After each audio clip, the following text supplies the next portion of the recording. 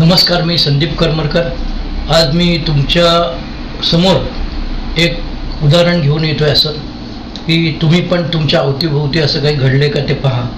गेल्या 5 ते 7 वर्षामध्ये मला एक 5-6 केसेस अशा आढळल्या की त्यांना 2 मुलं होती, मुली नाही 2 मुलं, आणि त्या 2 मुलांसाठी त्यांनी एका प्लॉटवरती, रिकाम्या प्लॉटवर त्यांनी खालीवर असं बिल्डिंग बांधली आणि ते आई वडील त्यांच्याबरोबर राहायला त्याच्याबरोबर गेले.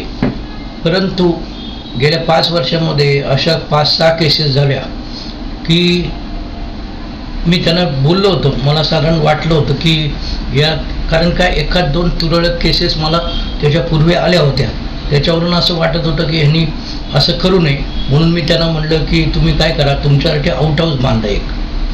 परंतु प्रत्येकाने आपला प्लॅन स्वतः पास करून घेऊन थोडक्यामध्ये त्यांना असं वाटलं की आपण स्प्लिट कसं व्हायचं, आपल्याला आउट हाऊसची गरज काय, आपण कुठल्याही मुलाकडे थोडे दिवस राहू, खाली राहू, वरती राहू, अशा पद्धतीने त्यांनी काय केलं, मग मस्तपैकी स्पेशियस घर बांधलं.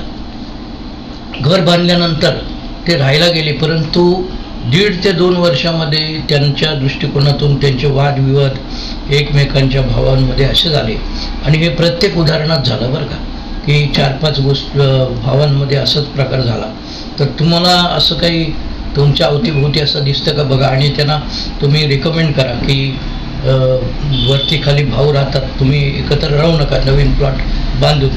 पूर्वीचं काय असेल ते मला माहीत नाही, परंतु नवीन प्लॉट बांधून ते राहायला गेल्यानंतर हा वाईट अनुभव त्यांना आलेला आहे. तर तुम्हाला तसं काही आजूबाजूला वाटलं तर कॉमेंट करा.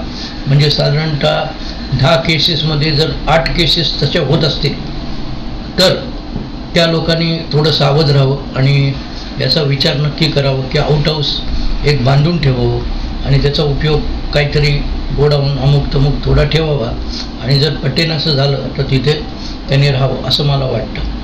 आणि आता मार्केटबाबत, आता SBI लाईफचा जो शेअर आहे तो सटवड्यांकडे आहे, तर तो ह्या 4-5 दिवसात एकदम वरती नेत आहेत का एकदम त्याला खाली टाकत आहेत, आपण बघूया SBI लाईफ कसं काय आहे.